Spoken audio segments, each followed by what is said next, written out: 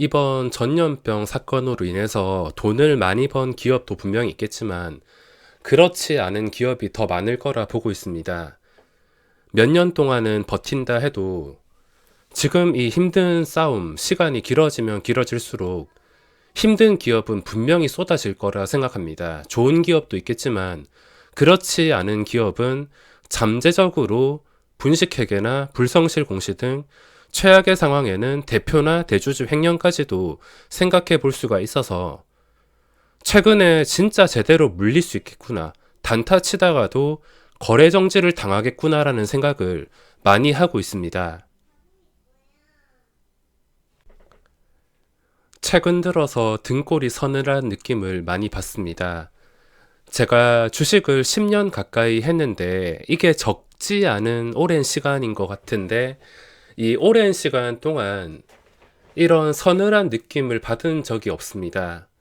좀 재수없게 들리시겠지만 저는 주식을 하면서 갑작스러운 악재로 인해서 거래 정지를 당하거나 상장 폐지를 당하거나 누구나 한 번씩은 당해본다는 하한가를 맞아보거나 또 흔하다는 유증 같은 것을 맞아보거나 그런 적이 단 한 번도 없습니다. 자랑은 절대 아닙니다. 언제라도 내가 당첨될 수가 있고 진짜 최악의 상황으로 상장 폐지가 되는 경우를 맞게 된다면 내가 물린 종목에서 어느 정도는 감수할 수 있다라고 지금도 미리 마음의 준비를 해놨습니다. 지금 당장은 내가 무사하고 아니더라도 폭탄 돌리기 같은 지금 증시 분위기, 언젠간 내가 당첨될 수 있다라는 것을 충분히 알고 있습니다. 이게 원금 보장이 안 되는 주식 투자의 위험성이며 막상 당해보면은 최악이겠지만 지금이라도 마음의 준비를 하고 있습니다. 제가 단타라서 피할 수도 있겠지만 저도 가끔 주식을 끝까지 들고 갈 때가 있습니다. 분식회계 논란이 있었던 삼성바이오로직스도 6개월 넘게 들고 갈 만큼 강심장일 때가 있었는데 그때는 이미 거래정지 한 달 정도 되고 이미 거래정지에서 벗어난 상태라 그 뒤로는 다시 거래정지가 되지 않을 것 같아서 솔직히 큰 걱정은 없었습니다. 가끔씩 주식을 오랫동안 들고 갈 때가 있는데 요즘은 오스템 임플란트에 M2NX 아무렇지 않게 멀쩡한 상태에서 거래정지 당하는 게 한두 개씩 나오기 때문에 등골이 서늘해지고 있습니다.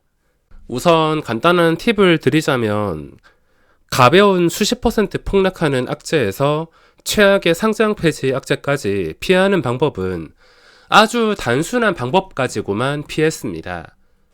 제가 자주 강조하는 내용이기도 하며 이런 내용을 모아가지고 가끔씩 올려드리긴 하는데 제가 최악의 상황을 피하는 방법, 이게 무조건 피할 수는 없겠지만 확률을 최대한 낮춰줄 수가 있습니다. 첫 번째는 당연히 무조건 황금선입니다. 최근 셀트리온 헬스케어가 셀트리온과 함께 장대 음봉이 나왔는데 오랜 시간 동안 황금선 밑에서 종가를 형성한 종목은 절대 들어가지 않습니다.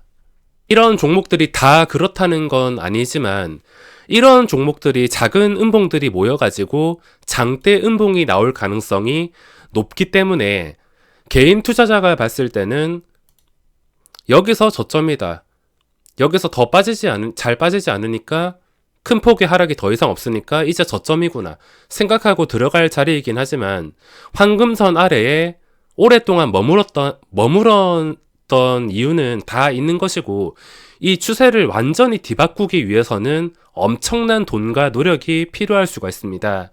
코스닥 잡주들 지금 거래정지 당하는 종목들 보시면 거래정지 당하기 전에 대부분 이런 그림이었습니다. 셀트리온이 그렇다는 게 아니라 이 차트만 단순히 봤을 때 지금 코스닥에서 거래정지 당한 많은 종목들 비슷한 그림들을 쉽게 찾아볼 수가 있습니다. 그리고 두 번째가 증거금입니다. 이게 증권사마다 다 다르긴 하겠지만 시가총액이 작고 증거금 100%의 황금선 밑에 있다, 절대 매매하지 않습니다. 그리고 시가총액, 이 세 가지를 섞어서 보시면 되는데, 어떤 분들은 시가총액이 작을수록 급등했을 때 쉽게 급등한다 생각하는데, 오히려 시가총액이 작은 종목이 훨씬 더 위험하고 올라가기 어려울 수가 있습니다. 그리고 그 올라가는 게 언제 올라갈지도 모르고 보장된 게 아니기 때문에 엄청나게 위험할 수가 있습니다. 그래서 시가총액이 너무 작은 거, 전 별로 좋아하지 않습니다. 그리고 증거금 100%짜리 주의를 합니다.